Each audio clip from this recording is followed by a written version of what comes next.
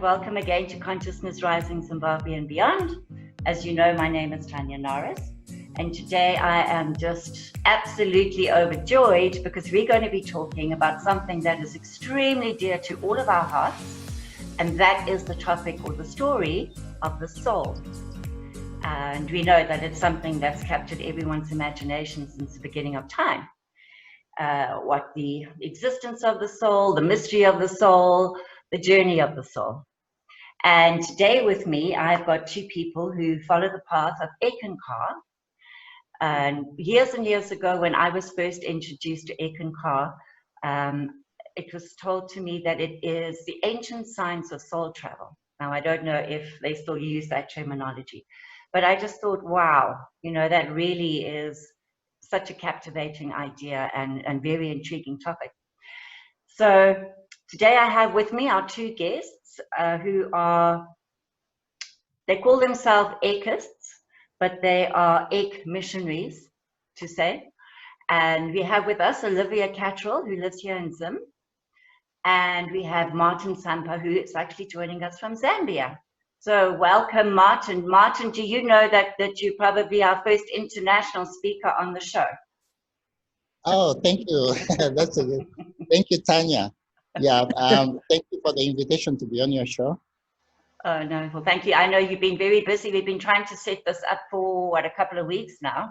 But, you know, time is not a luxury anymore. And welcome, Olivia.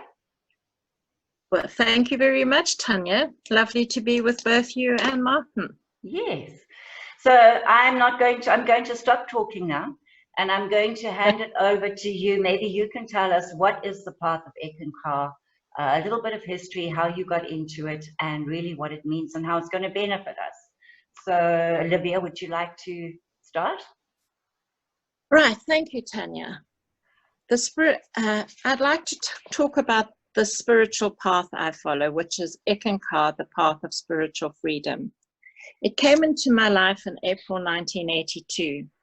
Having been a seeker all my life, I was looking for a path that resonated with my heart.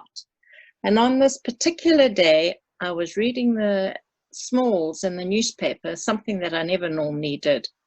And there were just 4 words, and all they said were soul's path to God and a contact number. And that has changed my life and blessed my life ever since then. Mm-hmm. The Ek teachings have opened my heart to accept all my experiences in life, and that I chose them, whether they have been pleasant experiences, hurtful experiences, joyful experiences. And that's taught me that we have these in our lives to teach us as a spiritual being, to grow as a spiritual beings, to become aware of ourselves as soul, and that we are here to learn everything that we need to learn to become bigger and better souls, if you want to put it. Mm-hmm. I always think of it as like a butterfly that gets its wings, and every experience we get gives us another pair of wings, bigger, mm-hmm. better, more beautiful wings. Mm-hmm. And it also teaches me to live a life of service and love to God, that is the most important aspect of being here. And I'm not a victim. It was one of the most freeing experiences of my life when I actually realized I am fully responsible mm-hmm. for whatever goes on in my life. It was mm-hmm. like coming out of a cage, you know, that not everyone or everything around me was there to encase me in this thinking that I had. Mm-hmm. And so that is a little bit about what it has done in my life. I would like now to hand over to Martin, and mm-hmm. he can tell you about his experiences. Thank you. Thank you. Thank you, Olivia. I came on the path of Eckankar in 1979 when I met 2 gentlemen, 2 Ek missionaries who were introducing the spiritual path. They came to visit our university. That time I was studying. And something which caught my attention was that it's possible within this lifetime to step onto this spiritual path and attain spiritual freedom. Spiritual freedom has three aspects. This is wisdom, power, and divine love. And the other definition of this is that you can have spiritual liberation within this lifetime. And I found that very fascinating. The other aspect of Eckankar, which I found so fascinating, was that it has got a living teacher who acts both as their inner teacher and outer teacher. So the basic teaching of Eckankar is that you study these courses, which are sent by the Mahanta, the living Master, with the spiritual aid of the path. And then that training is fine-tuned to suit the individual, where you now meet the inner master to meet your individual needs. Although we are so many on the spiritual path, actually the master is teaching each one of us individually according to our spiritual unfoldment at that time and according to our spiritual needs. And I found that very fascinating. So this evening I sat down to reflect about the inner and outer master. And I was making notes from the introductory talk which I just attended. And I was writing there, what is the inner master? It's a new concept. So as I was writing, I fell asleep. And I woke up in the dream. And in this dream, I was doing exactly the same thing I was doing before sleeping. I was making notes and I was addressing the master. What do you mean by the inner master? So in the dream experience, I discovered that actually the master just lived down the road. So I wasn't conscious that actually I was in the dream, but it was so real. So I walked up to the master's house and I knocked there, and the wife opened and said, how can I help you? And I said, I'd like to meet the master. He says, yes, he's available. So they invited me in and I met the master and I was asking him, you know, I can understand now the master who is writing books and so on, but what is the inner master? Then the master took time to explain that the spiritual needs of each individual are different. You can't have a spiritual path which is for a group. It has to be individualized to the individual's needs. And the funny take from that discussion was that how can I experience the inner master? And at that point I woke up and said, wow, that was the inner master I was talking to. So it's you know, this is very fascinating. So Yeah. Olivia can add on to. Just hang on, I just want to interrupt you there. Before you start, Olivia, can you just maybe put your screen down a bit because we can only see the top of your head. Yeah, well, there you go. Now we can see you. Thanks. All right. That's it. Perfect.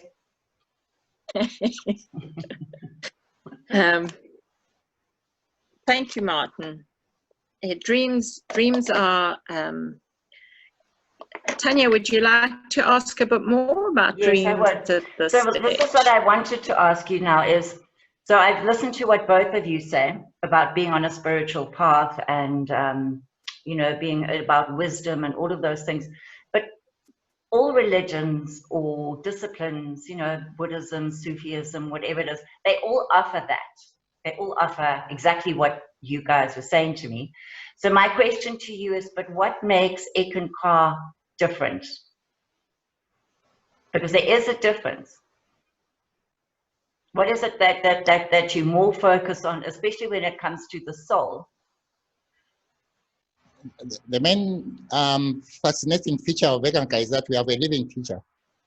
And then when his time of mission is up, he appoints the next leader of spiritual. So Eckankar is never without a living Eckmaster. I found that very fascinating. The second aspect which I found fascinating was that the master or the teacher in Eckankar acts both as the inner teacher, where you can take the inner journeys into the heavenly worlds, but also is the outer teacher. And this is a fascinating aspect of Eckankar, because the master is able to take the chela or the spiritual student into the inner worlds with him, so that you start exploring the inner worlds even before somebody attends what we call death or translation in Eckankar. Mm-hmm. So you don't need to wait until you die to experience the heavenly states. And this, to me, is something which makes the Ek teachings stand out to the other teachings. And I agree with that. And that was really what captured my imagination as well, was the idea that your soul can actually leave your body and go wandering, go experiencing, go healing in that state. As you say, you don't have to wait for yourself to die. And it's something that we can practice and heighten the ability to do that. What do you have to say to that? Olivia? I was waiting for you. Okay, yes, that's why we do the spiritual exercises. That is the purpose behind the spiritual exercises. And we have many, many different spiritual exercises that give you a different perspective of traveling in the soul worlds. And they are as real for us as they are me sitting here having this discussion with you and Martin. You know, people always want you to give them their experience. Well, you cannot give anybody their own experience. They have to do it for themselves. And that is what I find about one of the most fascinating, to use Martin's word, aspects of Eckankar is that the living Ek master is not there to live your life or have your experiences for you. You have to do it yourself. And this is why, to me, it is such an amazing path, because it is a path of total responsibility. You know, you cannot go around blaming other people for your situation. And of course, one of the biggest things behind this too is that we definitely also believe in reincarnation. I was going to ask that. Yeah. It ties together. You see, it does tie in together. So when you could be having a spiritual experience from a past life that pertains to a present life, and this is where you learn in the dream state or during your spiritual exercises, you can go into an experience from a past life that shows you a current situation in your present life and why it is there. Can you do that? Can you do that and set that up intentionally? Like do a prayer or a meditation to say, well, I'd like to know why is these things that are happening in my life today, why are they relevant? Why are they happening? And so you kind of direct the journey or direct in the dream state what happens? Or is it just sort of at random? If you need to know the information, that information comes to you in the dream state? You can direct it. I mean, there are, as I said, you know, we actually have a book that's called The Spiritual Exercises of Ek, and they cover different aspects. So, for instance, if you're having a lot of fear, you can go and look. There's a chapter in there with different exercises for spiritual protection. And you can choose one of those and then do those spiritual exercises. And I mean, Eckankar abounds with so many different stories where people have had amazing spiritual protection in their lives, or have had help in dealing with issues in their lives. I mean, Eckankar is the best example of what the path of Eckankar is all about. Do you want to add to that, Martin? Yes, Olivia. One of the things I never understood about life was that I didn't understand why we go through so many problems. And actually, at one time, I was so afraid of life that I took a lot of comfort in sleeping longer. You know, like when dawn comes, I say, oh, it's another day starting. And I was so frightened what are the experiences which are going to come with them? And then it's like I had no control about everything which was going on. And when the Living Egg Master invited me to be his student, this is one of the things I had a dream with him, and he was telling me, what do you think about life? I said, oh, it's terrible. There are so many things I can't face. There are so many challenges. I don't know what's going on. And he says, well, are you aware that the different things which are coming into your life are actually sent to you by the Holy Spirit or the egg? It's for your spiritual training. So learn to be bold and face them. Otherwise, you can't make the next spiritual step. So I asked him, how do I do that? He says, simply do the spiritual exercises, and then the egg will bring out the experiences for you, which you need for your spiritual growth. And I said, well, some of the lessons are so hard. He said it's because of the spiritual levels you seek to attain. So the master can only allow you to go through what you are capable of handling. If I see that something is too far or too advanced for you, I won't allow it to happen to you. So he was gently taking away this fear of life I had. Then he asked me one time, he says, well, you want to attain wisdom, you also want to attain power. Power in this case is not the negative, but rather the power to, like for instance, we are going through a very chaotic period of our times around the world. So the master gives you that power to sail above all these problems, so that you know that if any problems comes, it will come to pass eventually. And then this life is about me. It's not about everybody else who is trying to influence me and so on. So I need to understand my part, my role in all these things. Mm. Then I asked, oh, okay, so it's nice. Then I'm going to have freedom to do whatever I want, and then so long as it's not going encroaching into other people's space. Then he gently asked me, what are you studying? And I said, I'm doing my master's program. That was years later after now. I was doing my master's program, and he says, what do you want to do after you complete your graduate studies? I said, well, I have to find a job and do something. He says, yeah, it's the same. The spiritual path is the same. It's not enough to attain power, wisdom, and divine love. You also need to apply it.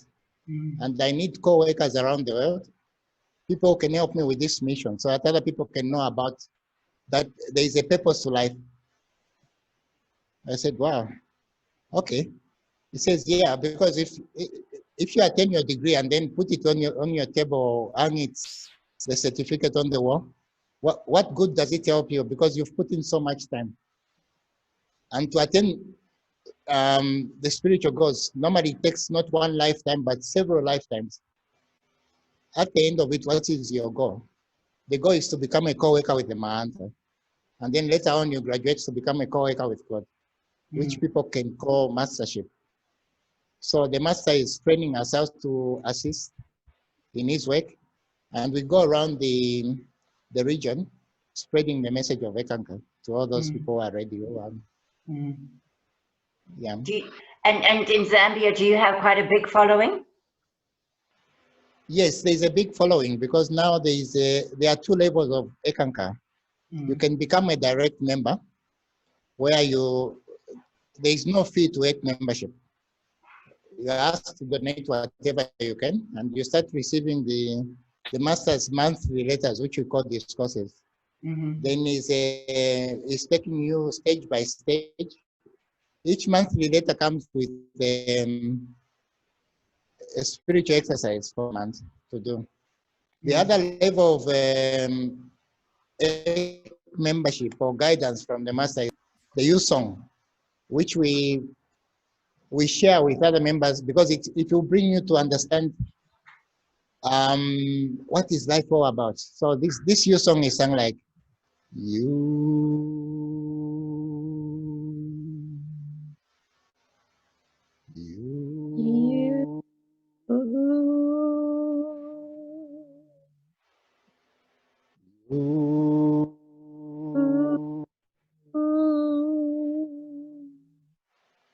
So the Ek missionary takes out this, and then we say, if you want a deeper understanding of the Ek teachings, then you are invited to become a member.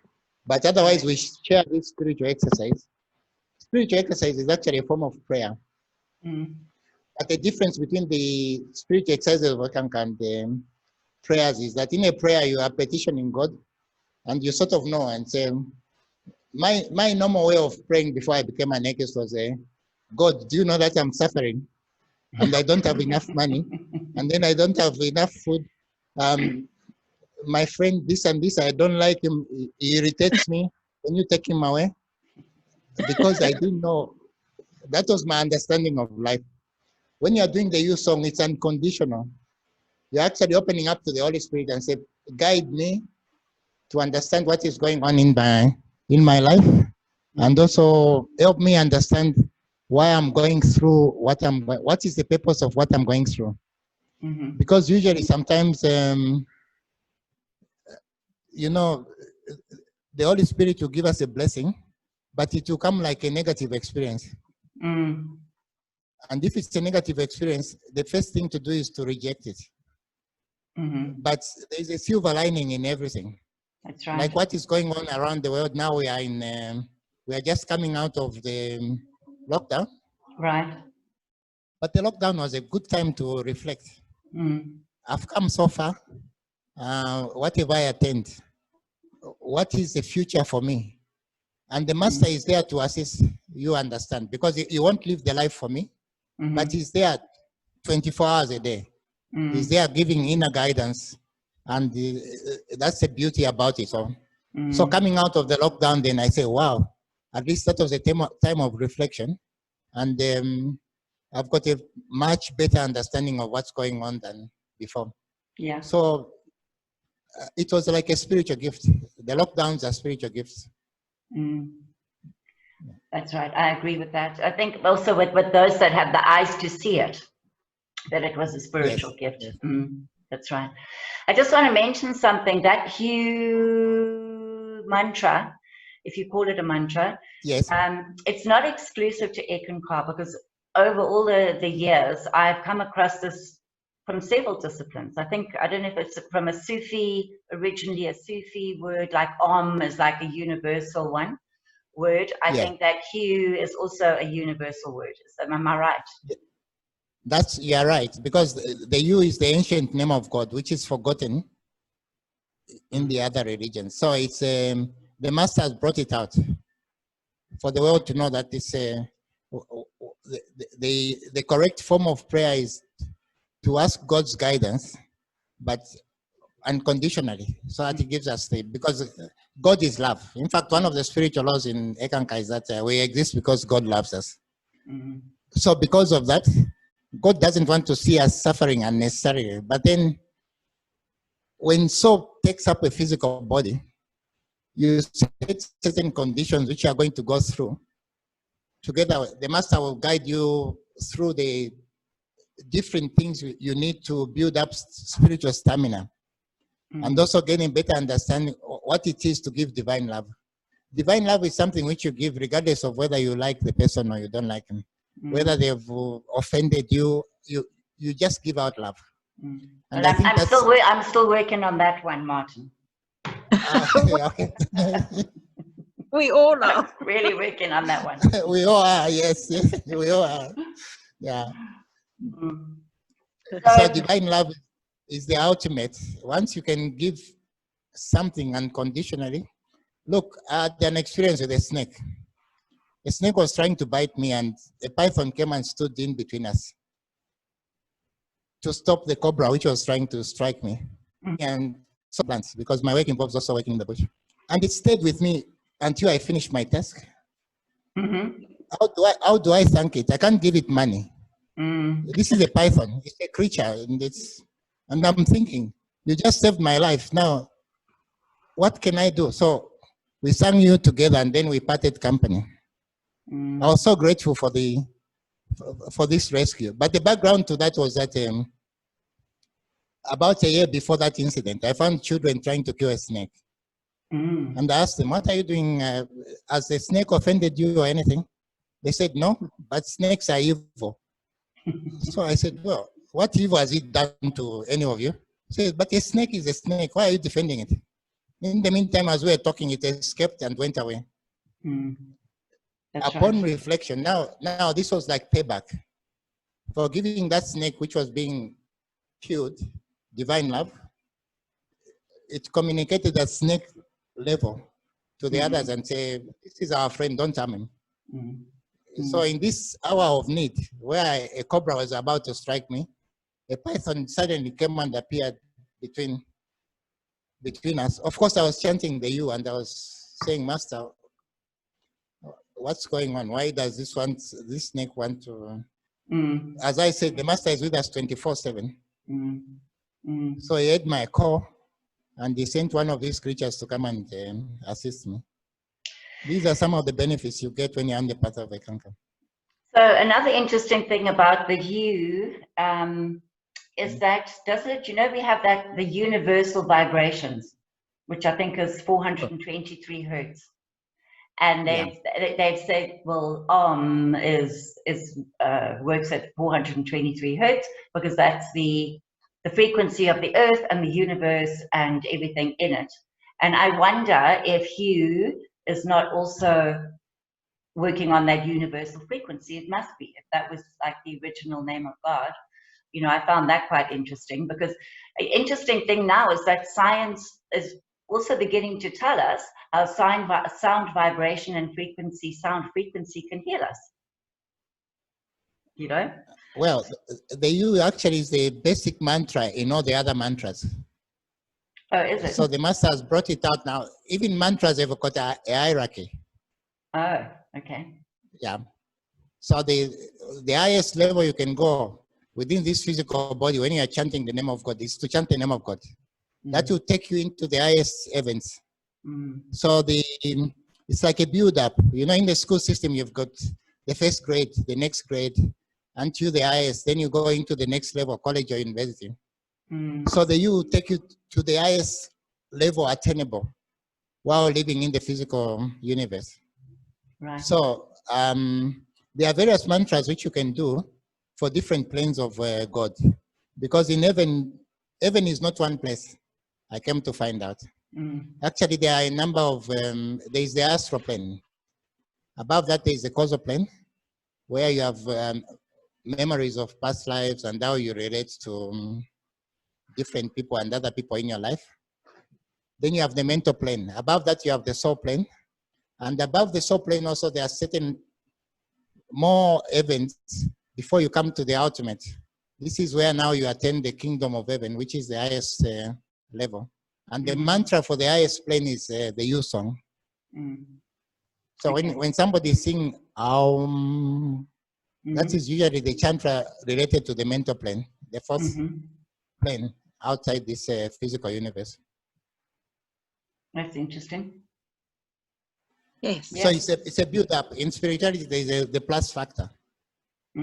But also when I was looking through, Olivia gave me some of the writings and some material to look through. And somewhere looking through that, I saw that according to Harold, is it Harold Klemp, the Living Master? Yes,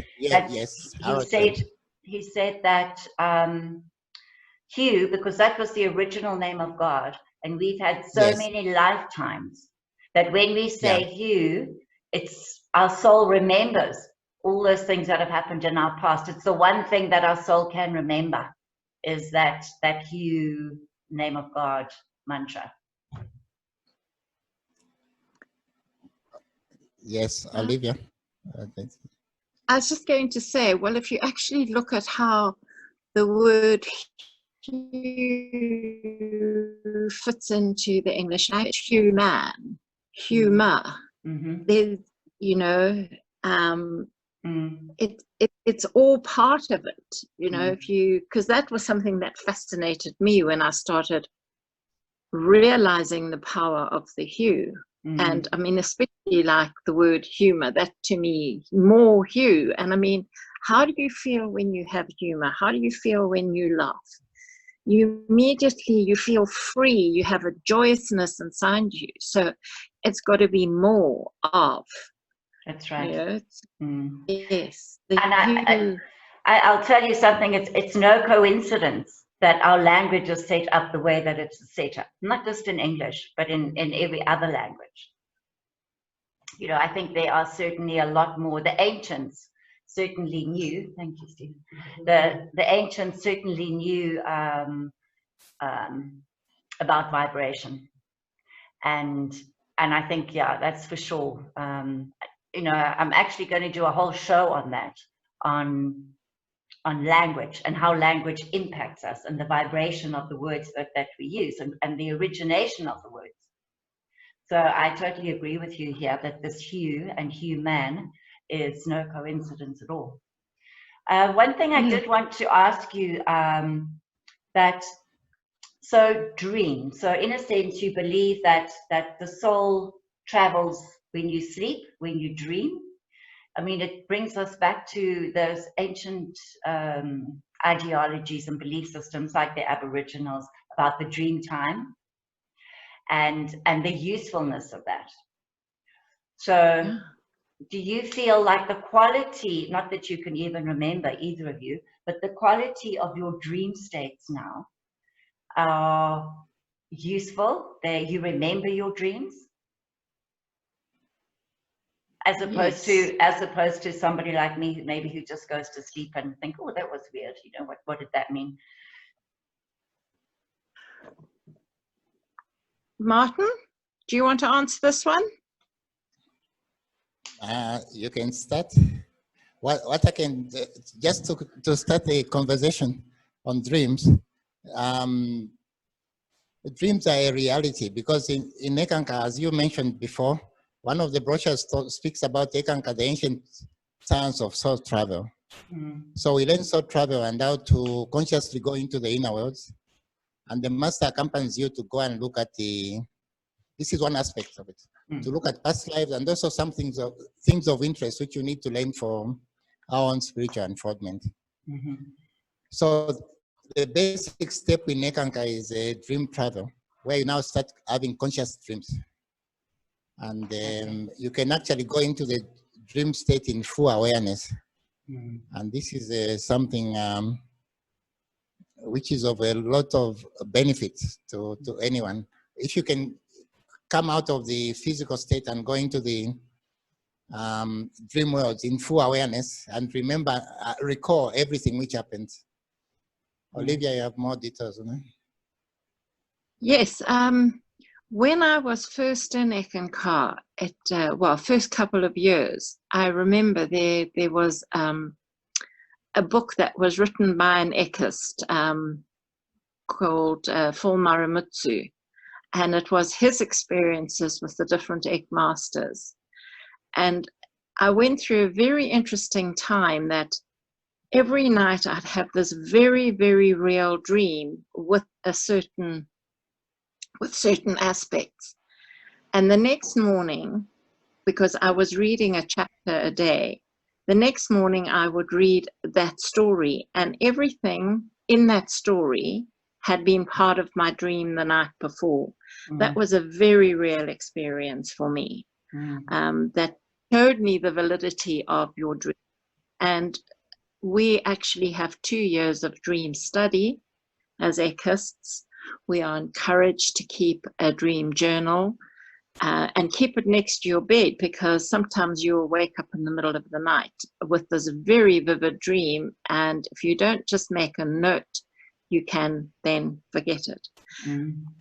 An interesting thing about your dream journals too, which I found, is that you can have a dream and 5 years down the line, all of a sudden you'll have an experience that actually you had a dream about 5 years before. And when you reread your dream journals, that is when you actually start connecting the dots. So yes, we have a lot of inner training going on in our dreams. And then one of the good aspects about it is you can actually resolve karma in your dreams. So you can go through a dream experience of having a horrendous car accident, You don't actually have to have it in the physical, but you know, it is part of, it's a gift. It's a gift. That's right. So doing these spiritual exercises of Ek or Eckankar, it heightens our ability to be able to dream, to be able to remember our dreams and understand what that dream experience is all about. I mean, let's face it, we all love dreams. I love my dreams, and I get so irritated when I wake up and I can't remember my dream. Okay, I'm quite good at remembering my dreams. They're fairly organized in my head, but it's almost like phases I go through where they're so profound and I remember everything and it's technical and it makes perfect sense. And then I'll go through a phase where it's almost like I can't access, you know. And I often think that must have something to do with my state of consciousness, where my consciousness is at that time. Maybe I'm just going through some kind of a dip, or, you know, not doing what I should be doing, you know, I don't know. But look, in a sense, and I must tell you what I think what worried me a little bit was the idea of my soul consciously leaving my body. Yeah, when you speak of... Oh, my word, you know, do I want that to happen? When you speak of soul, actually, that's our true self. I'm soul using this physical body temporarily, and then I'll go back into the soul awareness after dropping it. And in this lifetime, I have a body which is called Martin. So I'm soul with a physical body, not a physical body with a soul. Dreams are actually experiences. They are as real as the physical world.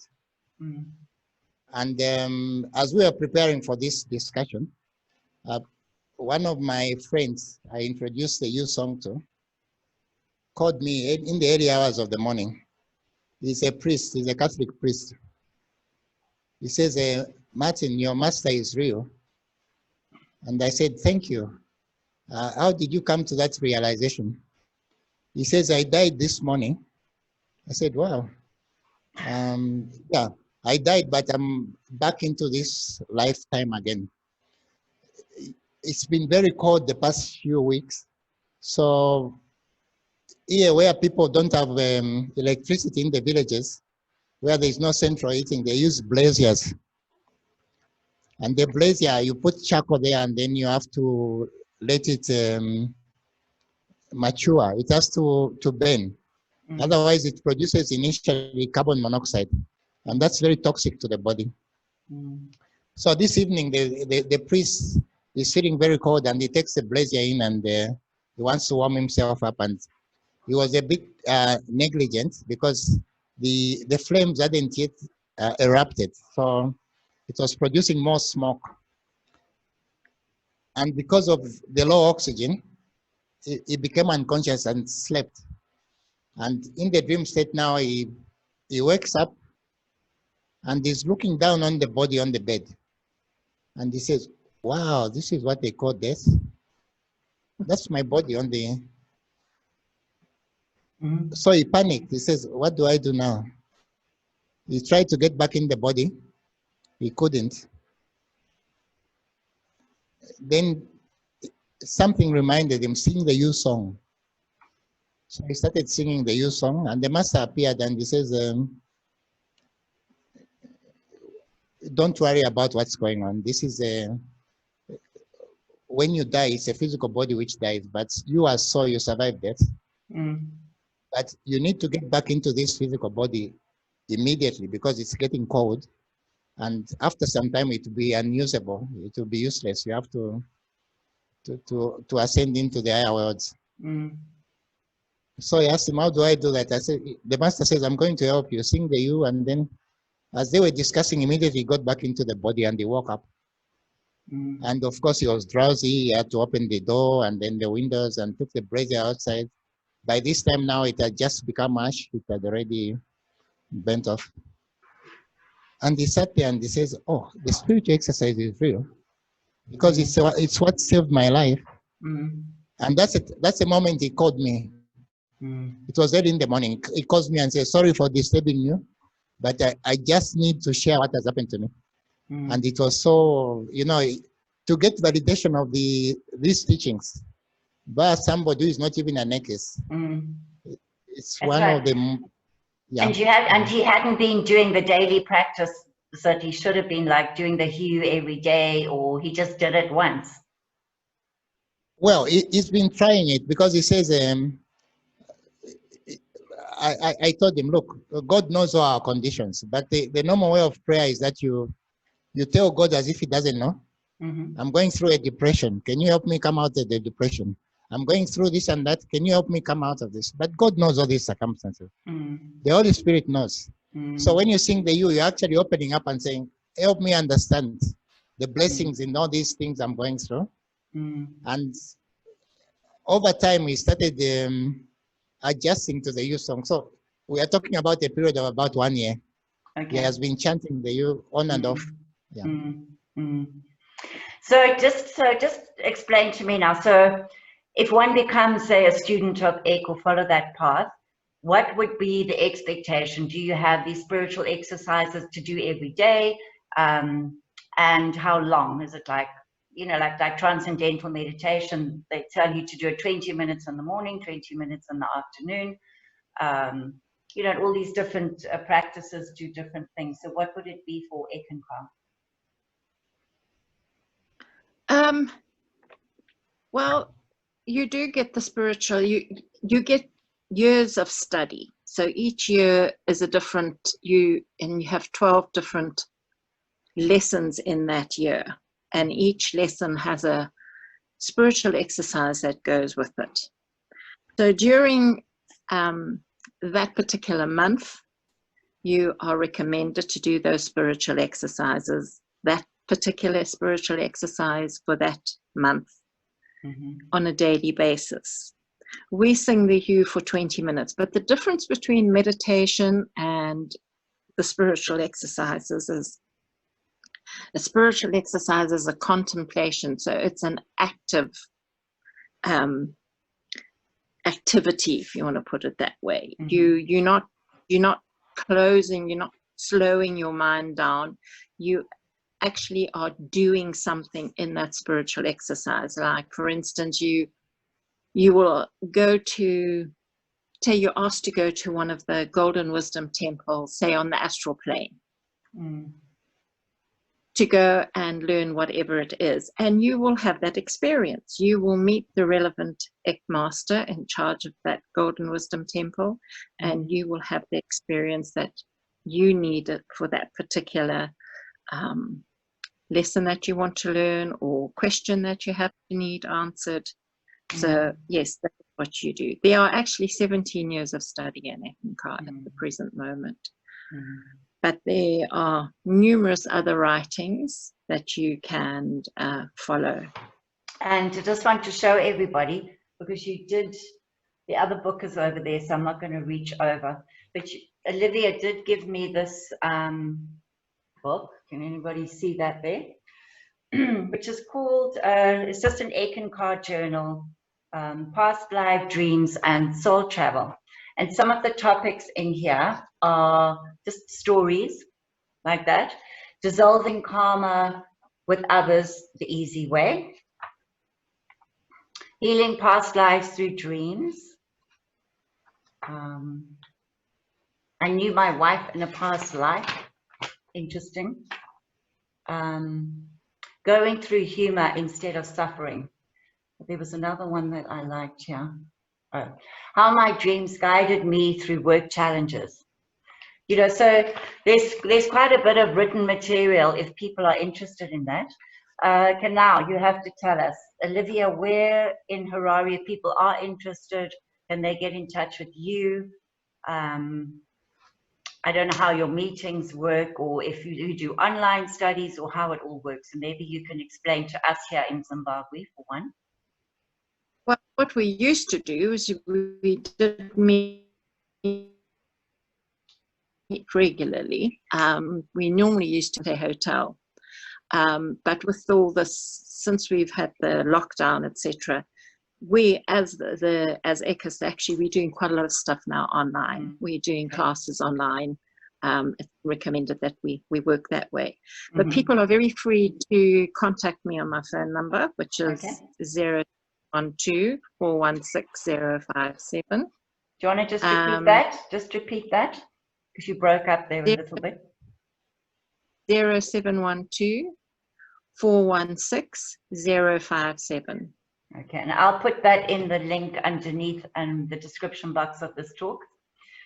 Yes. Great. And that's where I'm able to tell them more about it, and, you know, if they want to get a bit more information, I'm very happy to share that with them. Terrific. And Martin, in Zambia? In Zambia, we meet in Lusaka. Yeah. And Eckankar is spread all over Zambia in different towns. At the moment, it's, for more information, people can call me. I'm heading the missionary effort within the country. My number is 097 104 5284. 097 104 5284. Right, perfect. And then we've got online meetings. The RISA is available. RISA is the regional representative of the Living Egg Master, who is Stanley. Stanley is available when for information. So if people call my number, I can connect them through to the RISA. Okay. And we are able to even meet in those places where we don't have active egg centers. Okay. So the missionary effort is not restricted to Lusaka, Kitwe, or the main town centers, but it's open to everywhere where they are seekers. So depending on the needs, then and then the other program we have for the whole region. When I speak of region, I'm actually going beyond the political borders. Yes. The region we have is Zimbabwe, Namibia, Malawi, Zambia put together. That's one region. So within this region, then there is somebody who is a personal representative of the Living Egg Master. He's referred to as the Regional Egg Spiritual Aid, or RISA. Stanley is serving in that position. So with this coordination, then we are able to reach out to different areas within the region. So once somebody makes that phone call, we'll make the needful necessary. And then if somebody wants to take on to become a member of Eckankar, the RISA has got available that we can get, because now mailing is very difficult. So we've got all the discourses available locally. Okay. Somebody can join, and then we ship them we find the best way to get them the discourses. The information. Okay, great. Perfect. Yeah. Good. So I think we're going to have to wrap it up. We've been going for quite a while now. Olivia, is there anything that you'd just like to add before we close this on any of those topics?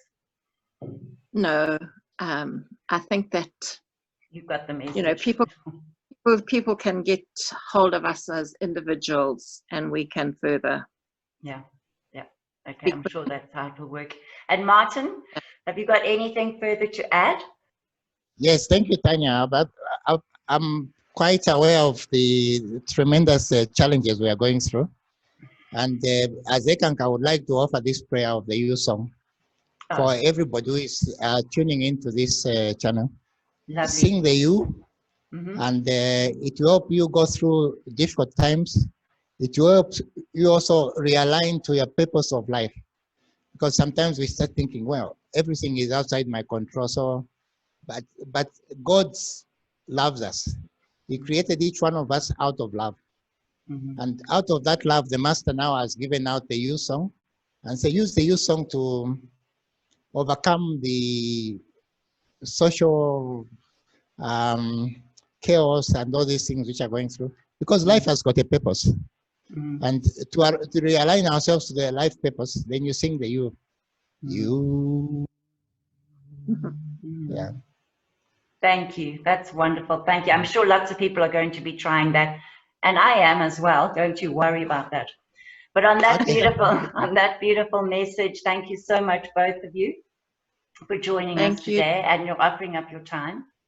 And maybe in the future we could have another one, and I can report back, and we can report back on this transformation, because I do think that these things offer up transformation for sure. Yes. So thank you both very much. And to everybody else, thank you so much for watching and joining in. I'm sure that was fascinating. And please like it, please share it, because again, you never know who might just be the right person ready to hear that information at the right time. And so it's very useful for us. And on that, everyone enjoy the rest of your week, and I'll see you soon. Bye. Bye, Olivia. Bye.